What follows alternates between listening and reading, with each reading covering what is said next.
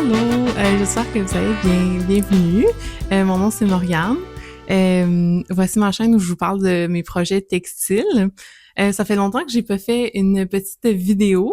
Effectivement, on était un peu dans le jus car nous avons commencé à livrer nos paniers la semaine passée. Donc ça, je suis fermière. Je suis agricultrice de maraîchère sur une petite surface en Montérégie. Puis on crée une offre de paniers de légumes où on livre à la Rive-Sud et à Montréal, puis sur place aussi. Donc on a commencé notre commercialisation la semaine passée. Donc, c'est plutôt prenant comme travail. C'est vraiment le fun. Mais c'est ça, c'est qu'on avait beaucoup de choses à faire. J'ai quand même terminé des projets en textile récemment. Puis j'avais l'objectif de terminer mes gros projets de textile avant le début de la saison. Donc, ça, j'ai réussi à faire ça et je n'en suis pas peu fière. Et donc, aujourd'hui, je pensais comme plus faire une vidéo. En fait, ça, vu que c'est l'été, c'est plus occupé. Aussi, c'est ça, on est plus dehors. Je pensais faire peut-être comme une vidéo par mois qui résumerait comme mes projets de textile que j'ai réalisés au cours du dernier mois.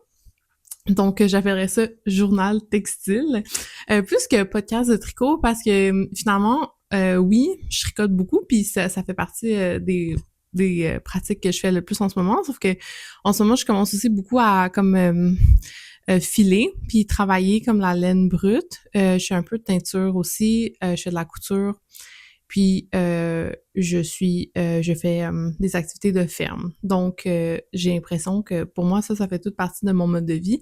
Puis je trouve que ces activités-là sont interreliées, puis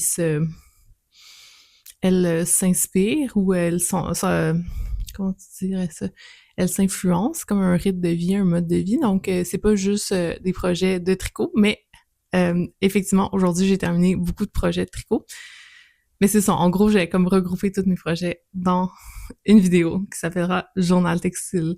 Et ce mois-ci, c'est le mois de juin. Donc, j'ai commencé en vous parlant des projets que j'ai terminés récemment. Voici mon polo de Tuileries Polo de Soomin Kim. J'ai...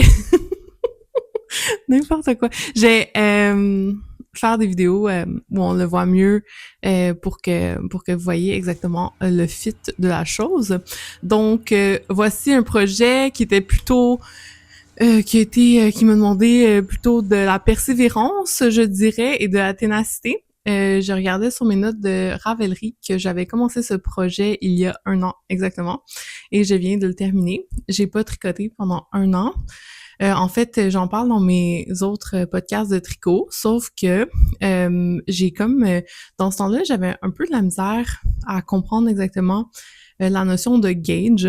Donc, quand j'ai toujours fait des échantillons de tricot, sauf que c'était plus comme comment moi ça me tente de tricoter cette laine et ce motif, qu'est-ce qui me plaît, tu sais, plutôt que ce qui est demandé par le patron.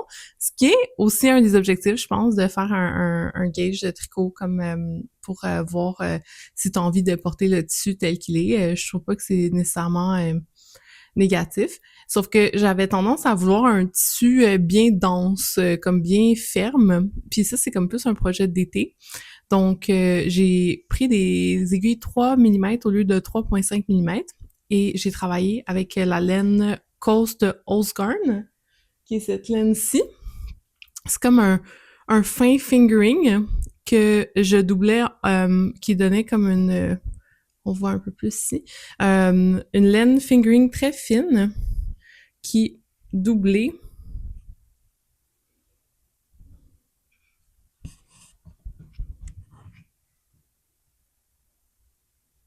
Je sais pas si on voit bien. Doublé, ça donne à peu près une laine de format DK. Et j'ai tricoté avec des 3 mm au lieu de 3,5 mm. Donc, ça fait que le projet était un tantinet plus long. Et le patron aussi, tu vois, comme vu que moi, j'avais fait sur des 3 mm, c'est comme plus l'aspect de la côte qui ressort de ce motif-là. Quand on regarde les autres projets ou le projet de la designer, on voit que les œillets ressortent vraiment plus. C'est comme un point un peu en dentelle. Mais moi, je trouve que c'est l'aspect de la côte qui ressort plus.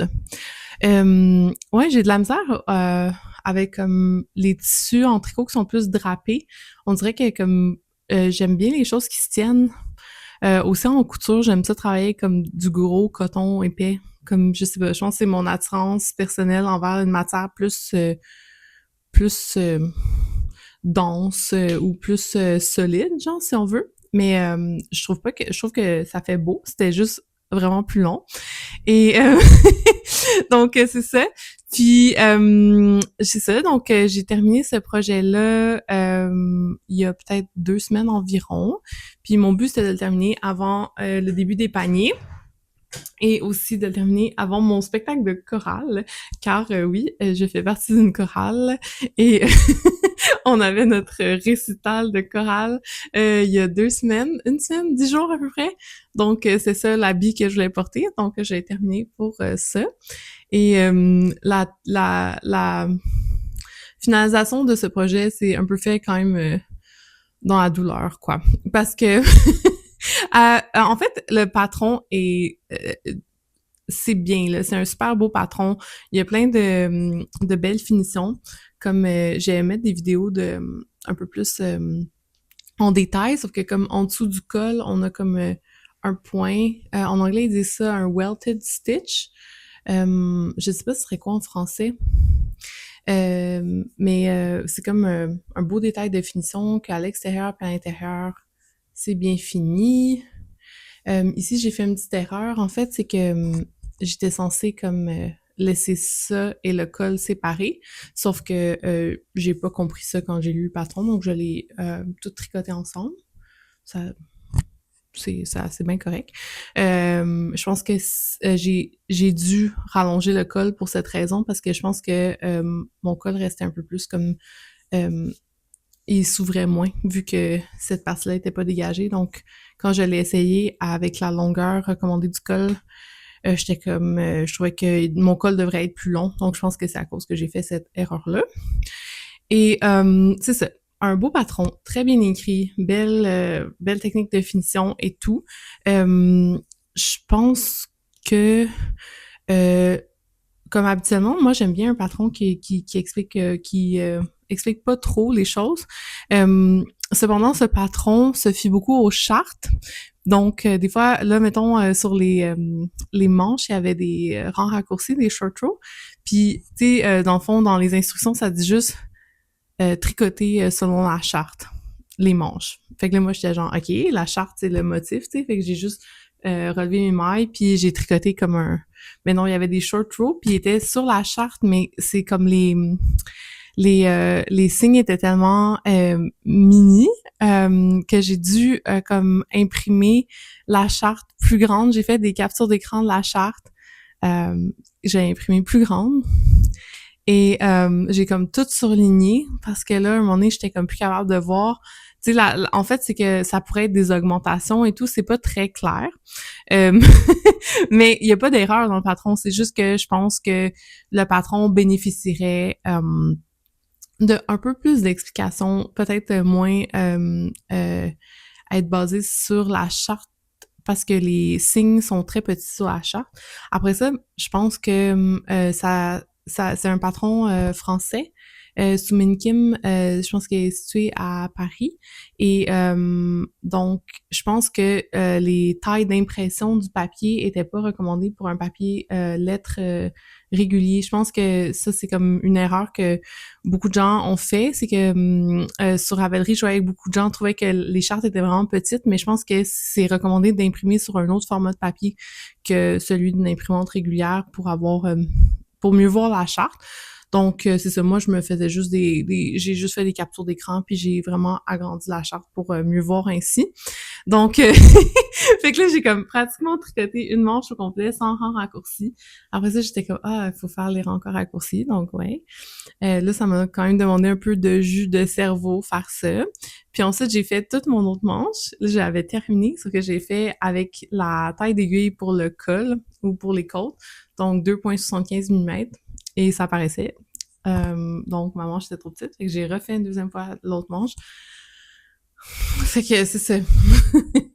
Fait que là, il fallait, c'est ça, il fallait bien persévérer et voilà ce que j'ai fait et je suis quand même contente. Je le trouve très joli. Pour une température comme de 20 à 25 degrés, je trouve ça bien adéquat. S'il fait plus chaud, c'est c'est un peu trop chaud. C'est normal. On dirait que quand il fait chaud, tu peux juste genre porter un voile de coton. Puis peut-être la seule chose, c'est, je vais vous montrer, c'est ça comme ici, c'est assez lousse. C'est comme fait que si je lève mes bras, ils remontent vraiment. Euh, c'est parce que j'ai pas changé de grandeur tant que ça pour les aiguilles du bas. Moi, je trouve ça bien correct. Honnêtement, je suis vraiment contente de l'avoir fait. Je suis contente de l'avoir terminé. Euh, c'était le projet le plus difficile que j'ai réalisé de ma vie à date. Euh, pas que c'était que c'était confondant la répétition du motif. C'était facile de faire des erreurs. Donc j'en ai fait plusieurs, puis là je le refaisais. Fait que fallait vraiment que je prenne des notes. Ça me demandait beaucoup de concentration. C'était pas qu'il y avait des techniques si difficiles que ça. C'était au niveau comme de la concentration. Aussi, la laine, dans le fond, qu'est-ce que j'avais fait pour la laine, c'est que je m'étais fait des cakes, puis je prenais comme un brin de l'extérieur du cake, puis un brin de l'intérieur. Puis cette laine-là elle a tendance à casser un peu. Quand elle est doublée, elle est solide. C'est juste la laine simple, elle a tendance à casser. Donc, tu sais, ça faisait comme un peu des motons qui sortaient de l'intérieur. Puis là, ça l'a un peu ajouté à mon fait que c'est ça, je pense que si je faisais encore comme doubler la laine, je pense que je me ferais comme deux écheveaux séparés, puis j'ai tricoterais ensemble plutôt que ou je bobinerais comme les chevaux doubles déjà, parce que je pense que la technique comme de prendre du milieu de la balle puis de l'extérieur, ça fait vraiment des motons. Et avec cette laine-là, c'est vraiment le cas. Puis j'ai d'autres projets qui s'en viennent avec cette laine-là, donc j'ai plutôt préparé ma laine ainsi pour ces projets-là. Par contre, un choix de laine très économique. Donc là, il me reste la moitié du cône. Donc, je pourrais certainement faire un autre projet avec ça. Puis cette laine-là a pris beaucoup de... ce projet-là a pris beaucoup de laine parce que c'est comme les côtes, c'est sur des petites aiguilles, le motif en tant que tel. Puis le cône au complet m'avait coûté comme 50 $. J'avais pris en rabais, donc ce chandail m'a coûté 25 $ de laine. Pas si pire quand même, plutôt pas mal au niveau des coûts. Puis j'aime ça parce que la laine elle a un petit look un peu rustique quand même. Puis ça j'aime bien. J'aime bien quand c'est plus ça fait un peu plus campagnard, champêtre, ça fait moins comme usiné, j'imagine. Ça serait peut-être un mot que je pourrais utiliser. C'est ça, c'est un goût personnel. Donc plutôt satisfaite d'avoir terminé ce projet. C'est ça, j'ai porté à ma première journée de livraison de légumes et à mon récital de chorale et j'étais très fière. Mes amis l'appellent mon polo de Pasquale Vari. Donc, si vous écoutez l'émission Les Chefs, le juge Pasquale Vari porte souvent des petits polos. Puis à un moment donné, il y a comme un petit polo tricoté de cette couleur-là.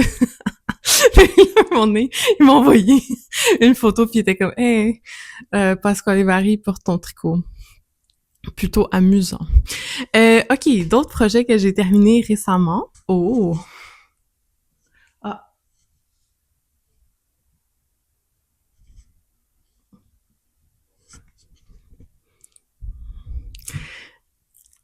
je vais mettre des petites vidéos de moi qui porte ce chandail également. Il y a un petit pli au milieu, mais voilà.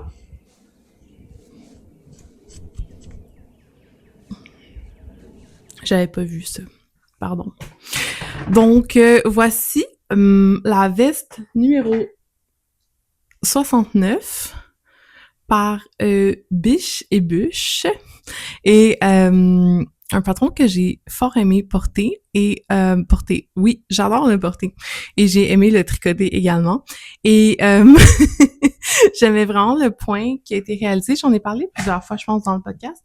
C'est comme un point tout simple. Là. Dans le fond, tu glisses une maille puis t'en tricotes deux. Puis ensuite, tu alternes ce petit motif-là avec la couleur. Donc, voilà ce qui donne ce joli motif de style que je trouve que ça fait un peu tweed. J'ai fait une activité de teinture avec la Garance avec mes amis de filage et on a réussi à teindre la laine. Je sais pas si vous voyez la grande différence quand même. Celle à gauche. Celle à gauche, c'est la deuxième fois que j'ai teint la Garance. Puis la première, j'avais vraiment un rouge, plus rouge. Je ne me l'explique pas parce que j'ai mis exactement la même proportion, j'ai fait la même préparation de fibres, c'est la même laine exactement. Tu sais, je pense que sur le projet,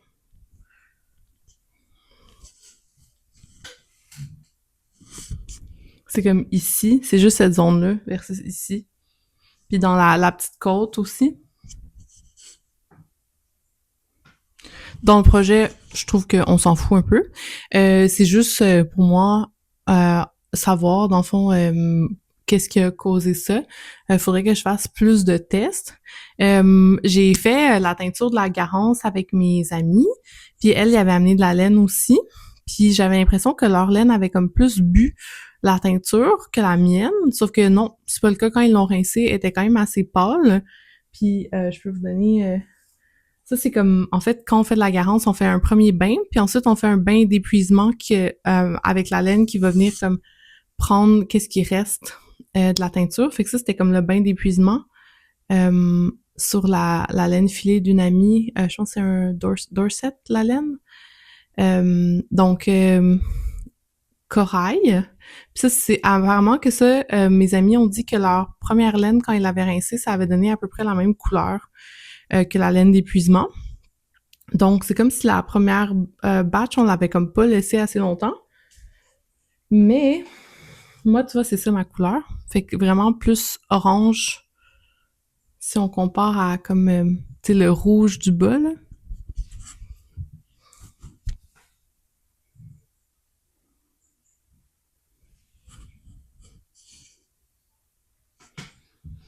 Fait que c'est ça, vraiment plus orangé. Puis moi, j'ai teint 2 fois ma laine parce que quand je l'ai rincée, j'étais pas satisfaite. Donc, j'ai refait un autre bain de teinture. Cependant, quand, à un moment donné, la laine, elle sature de la couleur qu'elle peut prendre. Donc, des fois, c'est comme, la laine, elle peut juste plus prendre de teinture. Puis c'est comme un peu ça, le maximum de saturation de la couleur que tu vas obtenir. Donc, c'est ça, comme les teintures naturelles, c'est assez fluide. Je pense qu'il faut être prêt à vivre avec un certain niveau de différence entre les couleurs. Moi, j'embrasse cet aspect de la teinture naturelle. Je trouve ça le fun. Je trouve que c'est très comme témoin du moment où je l'ai teint, de la condition. Je trouve ça beau. Puis aussi, c'est ça que je recherche dans les tricots, tu sais, dans le color work aussi. C'est le fun parce que c'est le genre de projet que j'aime faire, tu sais, avec un motif où comme les couleurs se mélangent comme ça. Je trouve pas que c'est grave, tu sais, comme j'avais fait un autre chandail, c'est mon chandail de Deegan, là, avec les fleurs, puis j'avais teint le mohair avec de l'oignon, puis là, il m'en restait plus du mohair teint avec l'oignon, fait que j'avais acheté un autre mohair, puis j'avais fait un autre bain de teinture, puis le deuxième mohair, il était sorti vraiment plus vif, puis fluo. Tu sais, j'ai de la misère à trouver que c'est grave, ces choses-là, parce que en fait, je trouve que ça rajoute, tu sais, un aspect plus féminin au projet. Puis moi, j'apprécie cela dans mes projets. Donc, c'est ça, c'est juste peut-être à se remémorer si, admettons, j'ai une intention d'avoir une couleur vraiment spécifique avec les teintures naturelles. Je pense qu'il faut faire plusieurs tests avant. Puis voilà. Comme, mettons, tu teins ton chandail, mettons, t'as tout tricoté un chandail blanc, puis là, tu veux tout le teindre puis que ce soit une couleur unie. Je pense que c'est un peu plus risqué comme processus. Donc, ce projet se tricotait à plat. puis il est cousu ici, sur les côtés.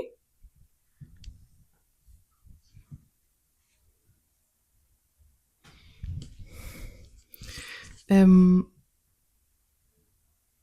avec une couture matelas, comment on dit ça en anglais? Mattress stitch. Je trouve que ça paraît bien. En bas, c'est un petit défi parce qu'il faut le faire comme sur les... à l'envers, là. J'ai fait du mieux que j'ai pu. Fait qu'un projet vraiment très, très simple. Pas, c'est comme vraiment des panneaux. Tu fais pas vraiment de shaping, pas de rang raccourci. Le shaping que tu fais, c'est comme ici. Puis dans ton col un peu, puis en arrière, t'en fais un petit peu aussi, mais assez minimal. Et moi, j'ai fait la taille extra large. Et il y a juste une taille plus grande, donc 2XL. C'est la plus grande taille. Moi, je pensais pas que ça allait me faire le extra large. Finalement, ça me fait exactement avec la même proportion que la modèle. Donc, comme quoi, il fallait avoir foi en la vie. J'ai quand même bloqué ma côte du bas assez intensément. Puis, c'était un patron qui était tricoté à plat de bas vers le haut. Donc, faut avoir un peu confiance en la vie.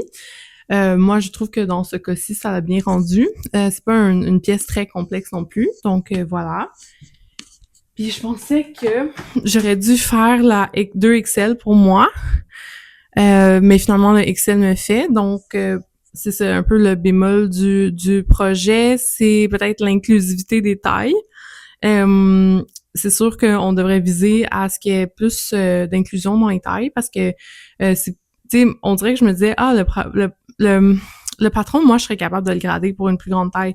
Donc, si moi, je suis capable de faire ça, les designers seraient fort probablement capables de le faire vu que c'est des designers qui sont beaucoup plus expérimentés que moi. Moi, je serais pas capable de créer un patron de A à Z.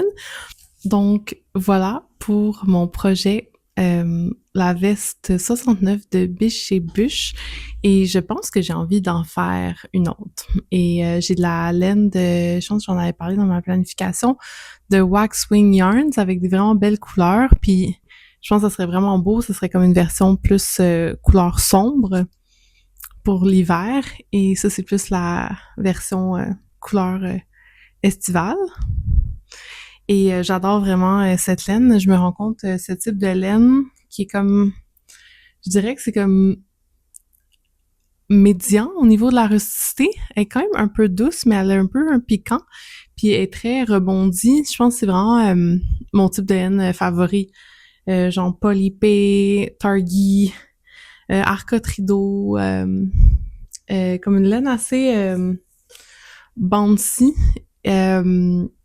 Avec quand même un peu de lanoline, un peu une certaine brillance, un peu rustique, mais pas trop rustique. Assez, en tout cas, mi-rustique, mi-doux, là. Ça, c'est vraiment mon type de laine préféré. Quand j'ai fait mes petites activités de teinture, j'ai fait des tests aussi sur teindre la laine comme celle de mon chandail, la Coast. J'ai vraiment beaucoup de comptes de cette laine-là, donc voir si j'aimais bien une couleur teinte avec la Garance. Fait que ça, c'est comme le vert, ce vert, avec de la Garance par-dessus. Quand même beau, ça fait comme un peu rouille. Ça, c'est comme ma couleur. Déclinaison sur un même thème. Toutes mes choses sont de cette couleur-là. Puis ça, c'est légèrement différent. On voit-tu la différence? Peut-être un peu plus Bourgogne. Ça, c'est comme la laine cause brune que j'ai, qui est teinte avec de la Garance par-dessus.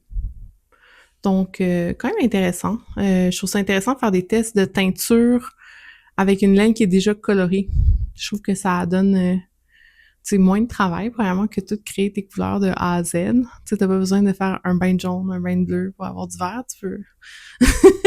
Puis, tu sais, si t'as beaucoup d'une certaine laine, ça fait que t'as des variantes différentes. Donc, ça, c'était un petit test que j'ai fait. C'est pas très différent, tu sais, les couleurs obtenues, là. Un peu, quand même, un peu. Donc, voilà pour la teinture. Un autre projet que j'ai terminé récemment, c'est cette paire de chaussettes.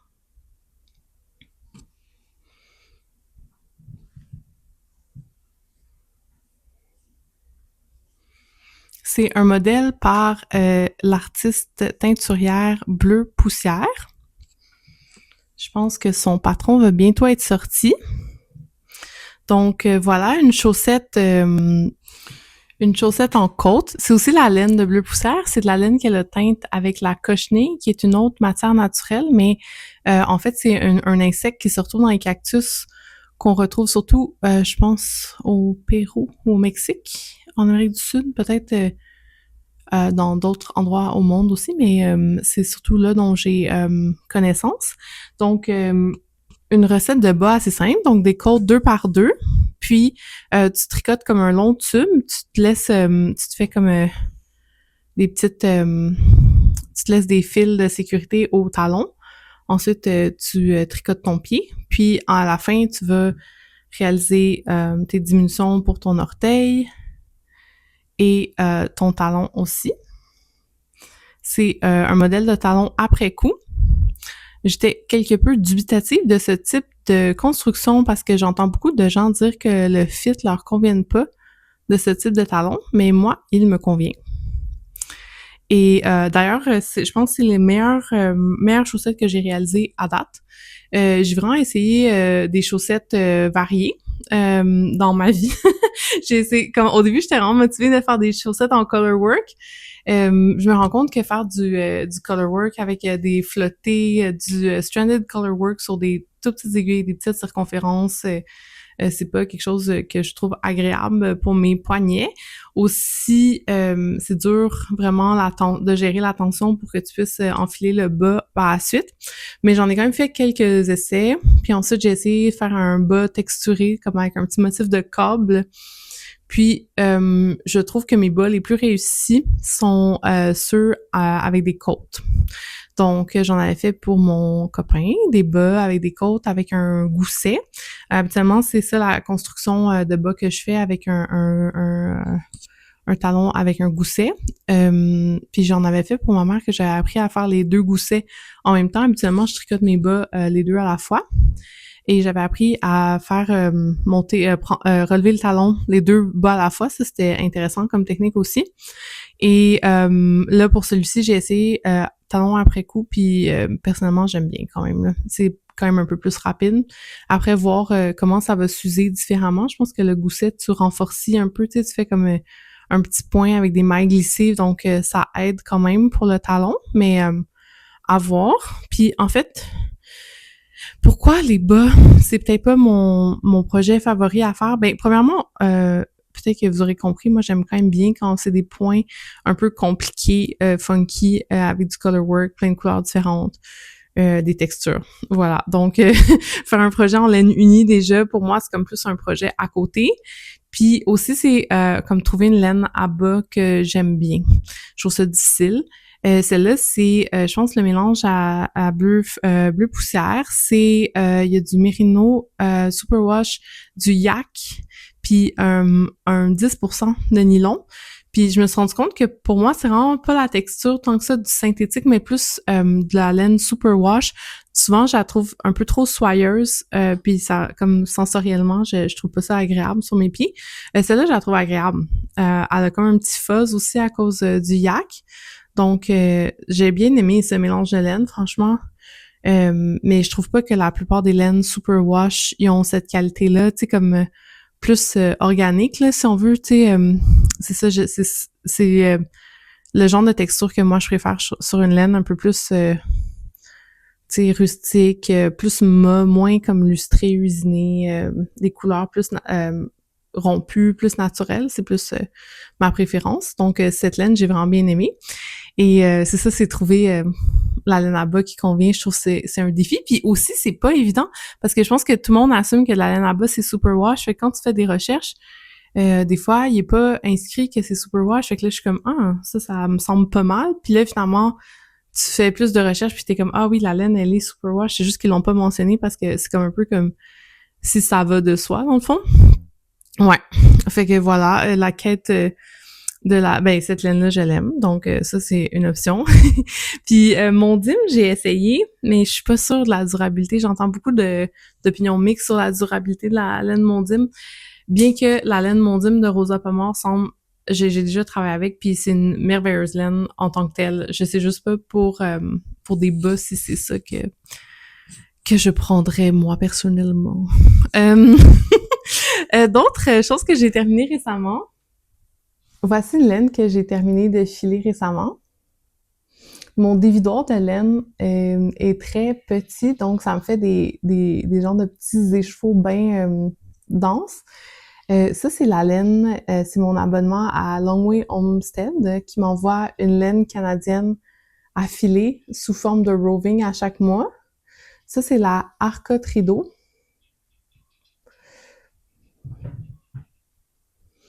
Puis, mon défi, c'est qu'elle est un peu sous-twistée à certains endroits. Toutes les laines se travaillent pas de la même façon. Il y a d'autres endroits que c'est très bien.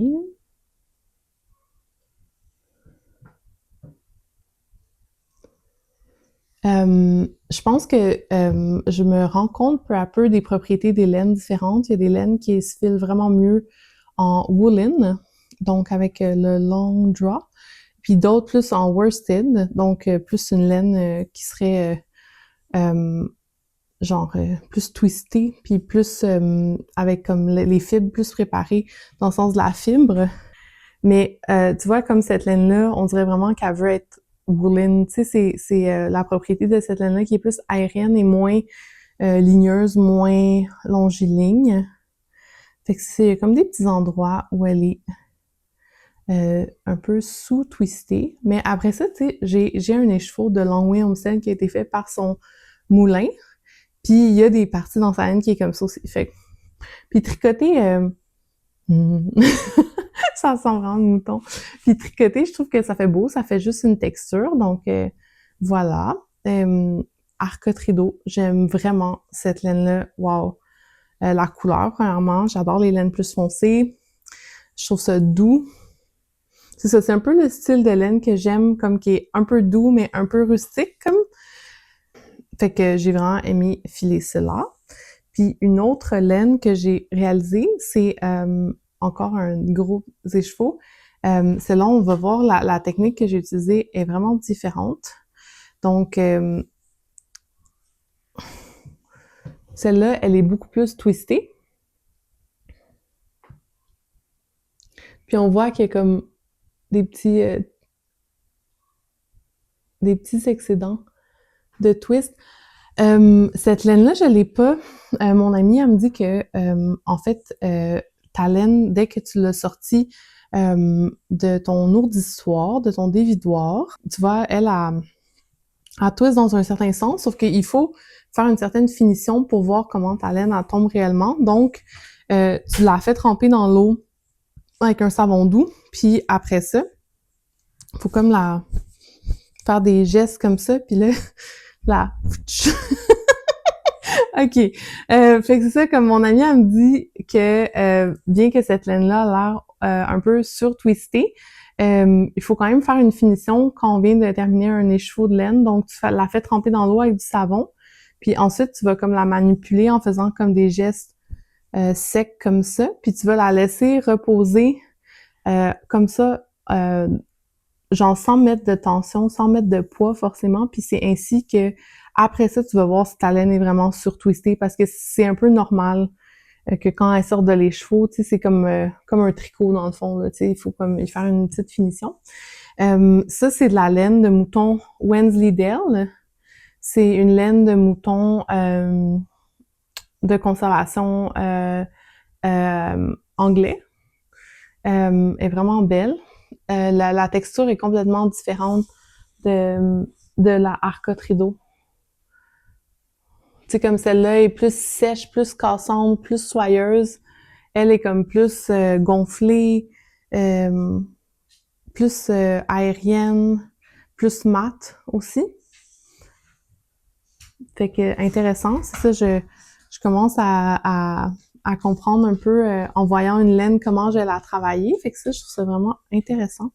Puis ça m'aide aussi de travailler à partir de roving qui ont été préparés plutôt que de travailler à partir de la laine brute parce que comme je vois la laine à différents états différents états, puis on dirait que comme quand je travaille à partir de la laine brute, le travail pour la rendre filable est tellement important que tu sais comme quand je suis rendue à filer comme je sais pas, tu sais, c'est comme l'apogée de ce travail-là versus ça, c'est comme mon action, c'est juste de filer cette laine-là. Donc, je peux comme me concentrer plus sur l'action de filer, tandis que l'autre, je suis comme encore comme, ah, si je l'avais préparé de cette façon-là, peut-être ça serait mieux. Non, non, tu sais, c'est comme plus un ensemble de facteurs. Donc, je trouve ça intéressant de travailler avec les deux. OK. Fait que c'est ça, dans le fond, mon objectif, avant de commencer ma saison, c'est vraiment de terminer Tuileries Polo, puis ma veste de Biche et Buche et mes bas.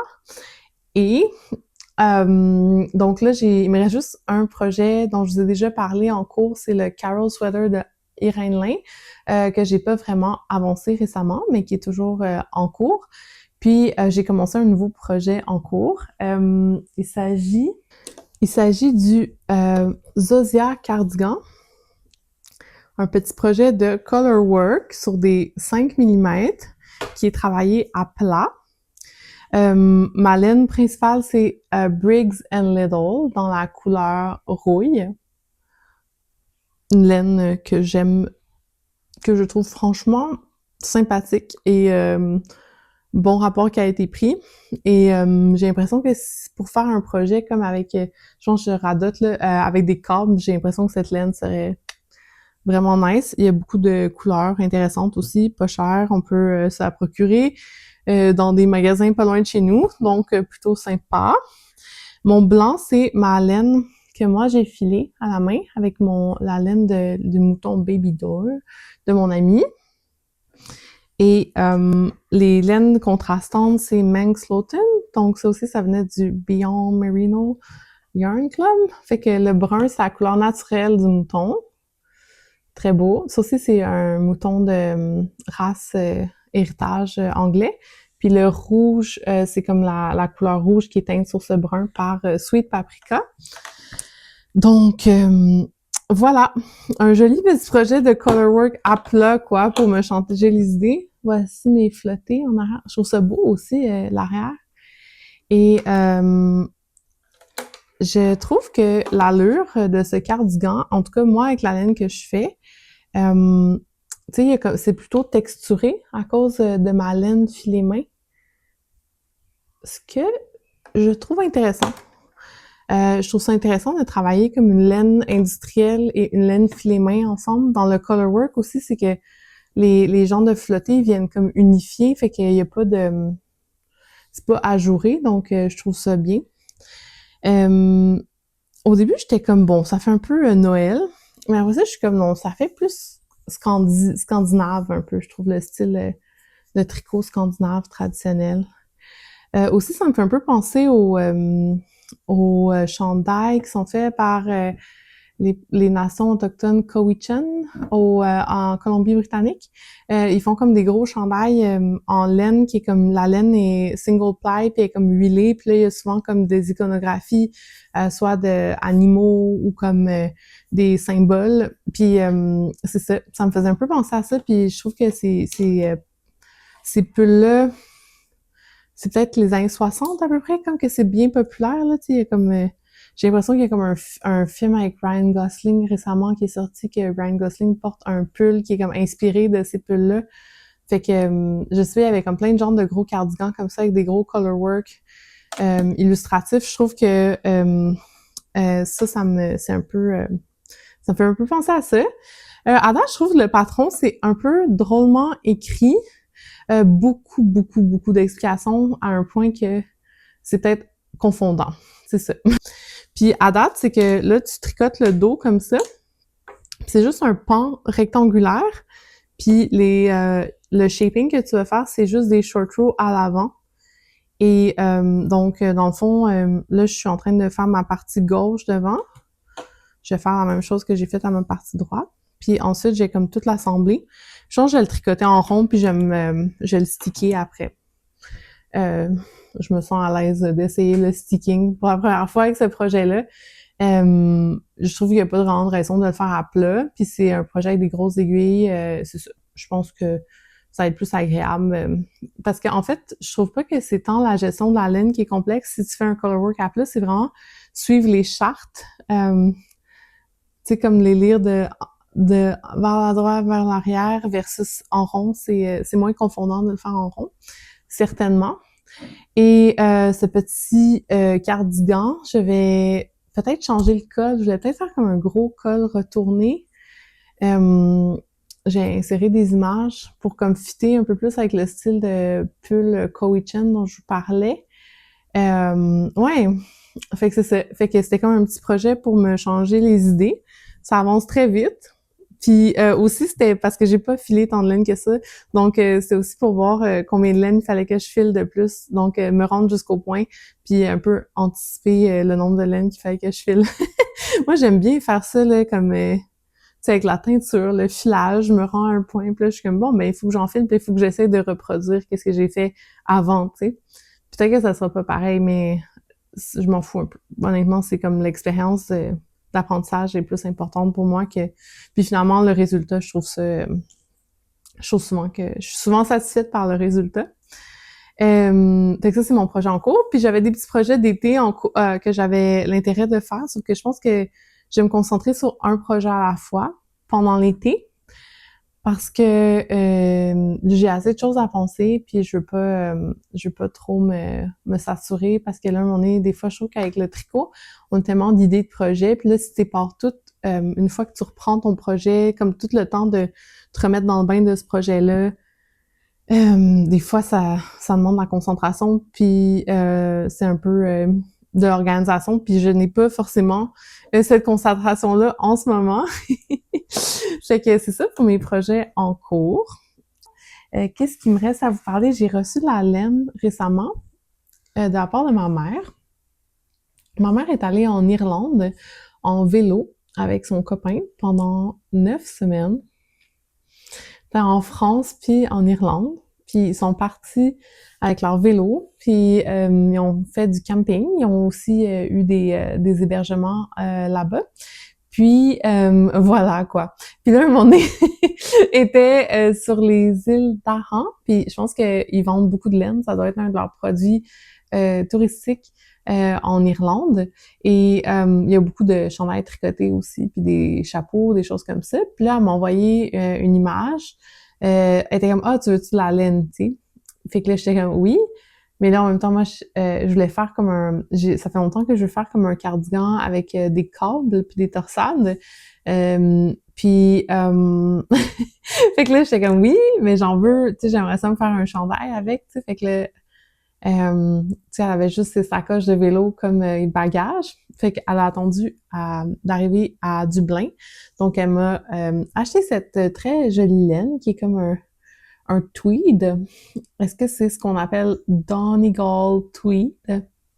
Puis là, c'est là qu'on se rend compte que les noms de laine ont... il y a une raison pourquoi la taille des laines a un nom. Là, Aran, c'est des îles en Irlande.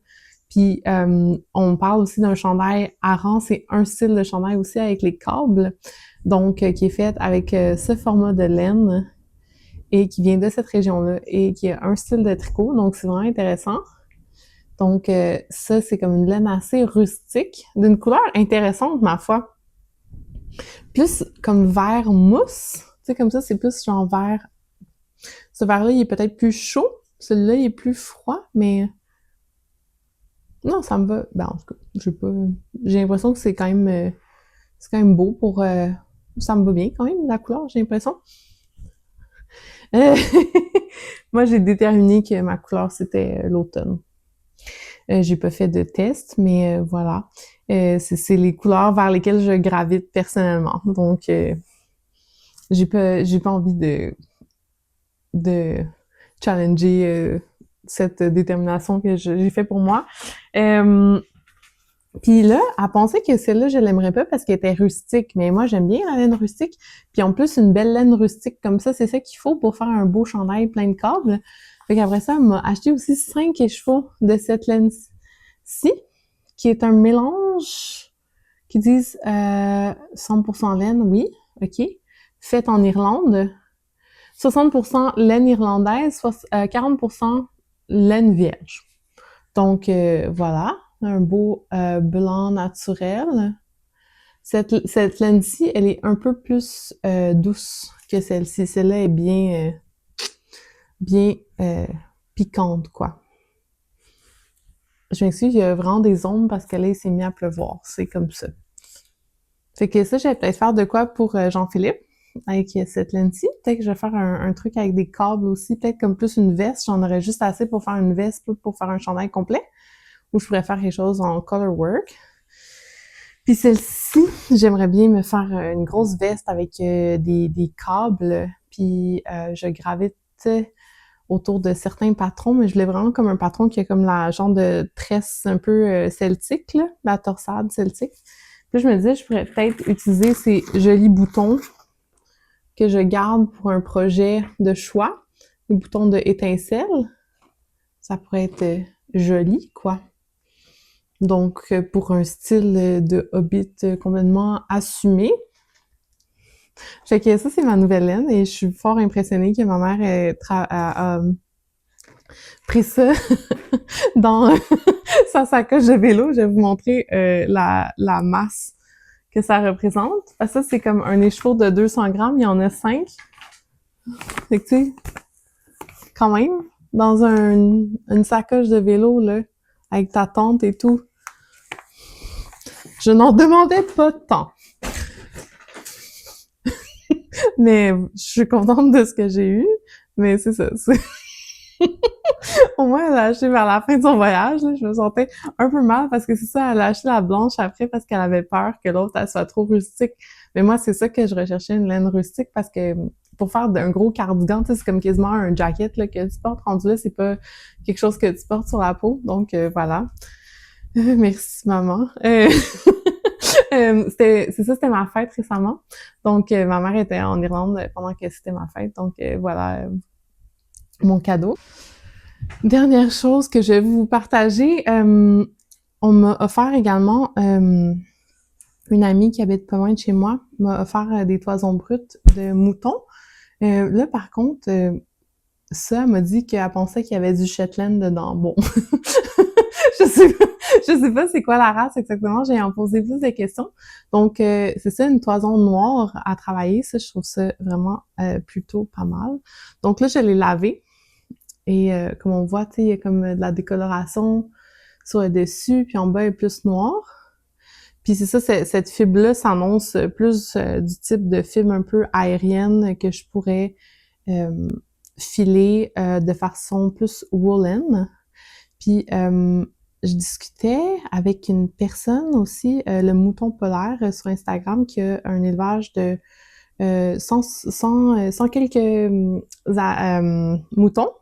Puis elle me disait qu'elle filait sa laine comme au lieu de la carder, elle filait à partir de la mèche.